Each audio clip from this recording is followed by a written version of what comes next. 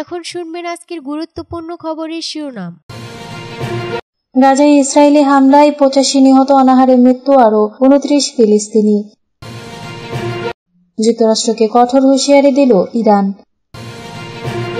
পানি সংকটে চরম দুর্দশায় গাজাবাসী, লবণাক্ত পানি পান করছে শিশুরা। ইসরায়েলকে অবিলম্বে গাজায় সামরিক অভিযান বন্ধ করতে হবে। ইসরায়েলি বিমানবন্দরে আবারও হামলার দাবি হুথির। গাজার বাসিন্দাদের প্রতি দয়া দেখাতে ইসরায়েলের কাছে বিশ্ব স্বাস্থ্য সংস্থার আহ্বান। উত্তর কোরিয়ার যুদ্ধজাহাজ উদ্বোধনে দুর্ঘটনা, শাস্তির হুমকি কিমের।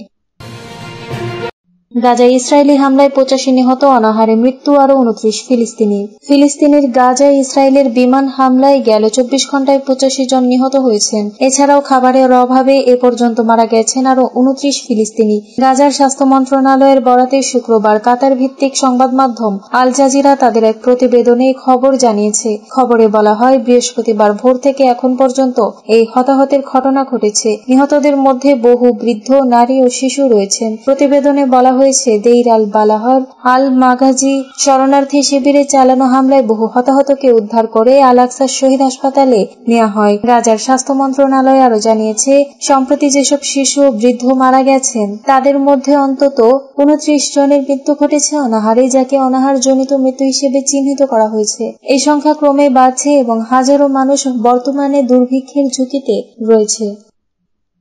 যুক্তরাষ্ট্রকে কঠোর হুঁশিয়ারি দিল ইরান। পরমাণু ইস্যুতে যুক্তরাষ্ট্রের সঙ্গে চলমান আলোচনার মধ্যেই কঠোর হুঁশিয়ারি বার্তা দিল ইরান।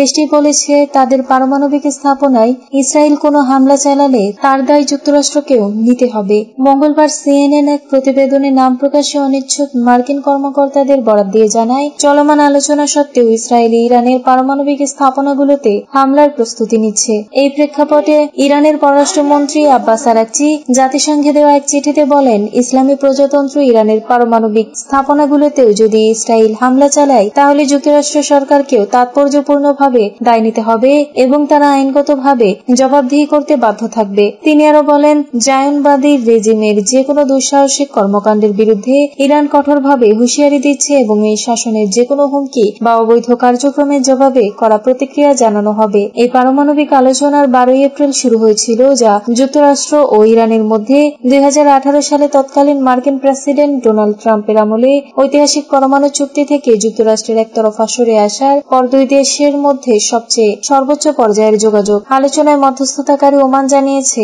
আলোচনার 5ম দফা শুক্রবার রোমে অনুষ্ঠিত হবে।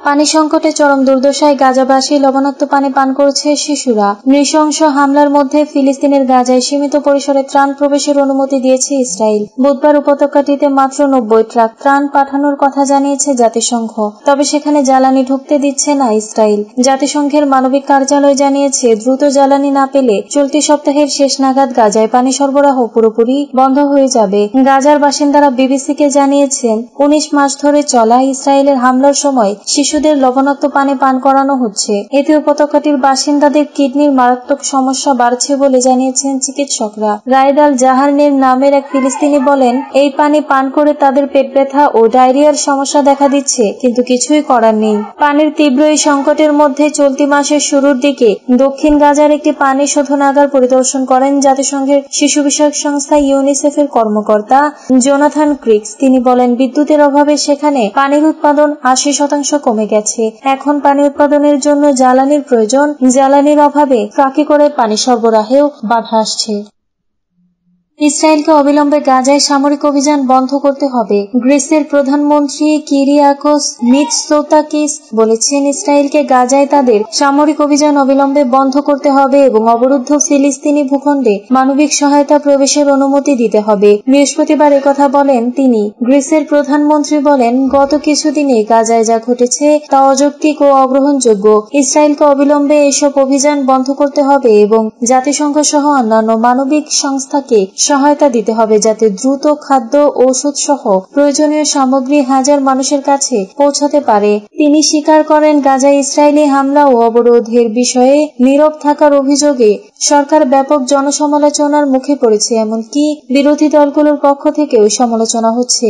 এর জবাবে মিৎসোতাকিস বলেন, আমরা নীরব নই। গ্রিস ও ইসরায়েলের কৌশলগত মিত্রতা থাকলেও আমাদের অবশ্যই মিত্রদের কাছে কঠিন সত্যগুলো বলতে হবে। বক্তব্যে গ্রিসের প্রধানমন্ত্রী ইউরোপীয় ইউনিয়নের রিআর্ম ইউরোপ কর্মসূচিতে তুরস্কের অন্তর্ভুক্ত করার সম্ভাবনা নিয়েও কথা বলেন।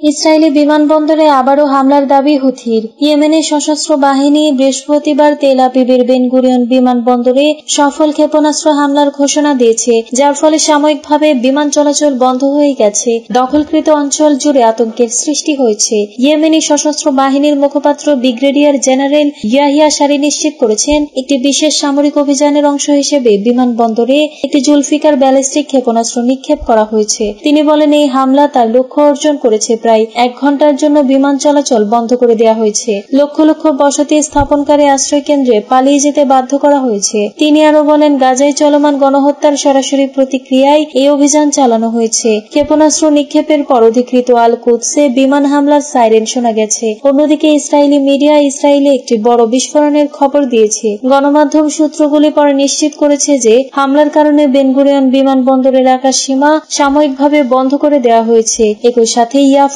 এবং হাইফায় গুরুত্বপূর্ণ লক্ষ্যবস্তুতে 2টি ইয়াফা ড্রোন ব্যবহার করে একটি সমন্বিত ড্রোন হামলা চালায়।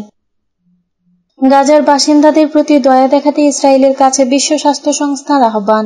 গাজা যুদ্ধে ইসরায়েলকে দয়া দেখানোর আহ্বান জানিয়েছেন বিশ্ব স্বাস্থ্য সংস্থার প্রধান তেদ্রোস আধানম গ্রেবিয়াসুস। তিনি জোর দিয়ে বলেছেন, ইসরায়েলের নিজেদের স্বার্থেই শান্তি প্রতিষ্ঠা করা জরুরি। বক্তৃতায় WHO প্রধান বলেন, এই যুদ্ধ ইসরায়েলকে ক্ষতিগ্রস্ত করেছে এবং এতে কোনো স্থায়ী সমাধান আসবে না। ইথিওপিয়ায় যুদ্ধের মধ্যে বড় হয়েছেন তেদ্রোস। তিনি সে কথা প্রায়ই স্মরণ করেন, আর সেদিকে ইঙ্গিত করে তিনি বলেন, এই মুহূর্তে গাজার মানুষ কি অবস্থার মধ্য দিয়ে যাচ্ছেন তা আমি অনুভব করতে পারি। আমি সেটি টের পাই, আমি কল্পনা করতে পারি, এমনকি আমি সে শব্দও শুনতে পাই। আর এর কারণ হচ্ছে আমার PTSD। WHO প্রধান আরো বলেন, আপনি বুঝতে পারবেন মানুষ কতটা কষ্টে আছে। খাদ্যকে অস্ত্র হিসেবে ব্যবহার করা একেবারে অন্যায়। চিকিৎসা সরঞ্জামকে অস্ত্র বানানো আরো নিকৃষ্ট। জাতিসংঘ গতকাল গাজায় প্রায় 90 ট্রাক ত্রাণ বিতরণ করে। গত 2 মার্চ ইসরায়েল সেখানে সম্পূর্ণ অবরোধ আরোপ করার পর এটি ছিল প্রথম ত্রাণ সরবরাহ।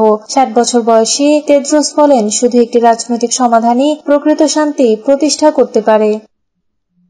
উত্তর কোরিয়ার যুদ্ধজাহাজে উদ্বোধনে দুর্ঘটনা, শাস্তির হুমকি কিমের। উত্তর কোরিয়ায় নতুন যুদ্ধজাহাজের তলা খসে যাওয়ায় বেজায় চটেছেন দেশটির সর্বোচ্চ নেতা কিম জং উন। এই দুর্ঘটনার কারণে জাহাজ তৈরি ও পরিচালনার সঙ্গে জড়িত সবাইকে শাস্তির আওতায় আনার হুমকি দিয়েছেন তিনি। উত্তর কোরিয়ার রাষ্ট্রীয় সংবাদ মাধ্যমের বরাতে জানা যায়, বৃহস্পতিবার 5000 টনে একটি ডেস্ট্রয়ার কিমের উপস্থিতিতে উদ্বোধন হওয়ার কথা ছিল, তবে আকস্মাৎ তলা খসে জাহাজটি ভারসাম্য হারিয়ে ফেলে। এই দুর্ঘটনাকে অপরাধমূলক কর্মকাণ্ড বলে আখ্যায়িত করেছেন কিম। উদ্বোধনকালে জাহাজের এই বেহাল অবস্থার কারণে দেশের গৌরব ও মর্যাদায় এক মুহূর্তে ধূলিসাৎ হয়েছে বলে মন্তব্য করে সর্বোচ্চ নেতা বলেন, জাহাজ নির্মাণে জড়িত সবাইকে জবাবদিহিতার আওতায় আনা হবে। জাহাজ দুর্ঘটনার কারণে সংশ্লিষ্ট ব্যক্তিদের শাস্তি কেমন হতে পারে সেটা অবশ্য স্পষ্ট জানা যায়নি।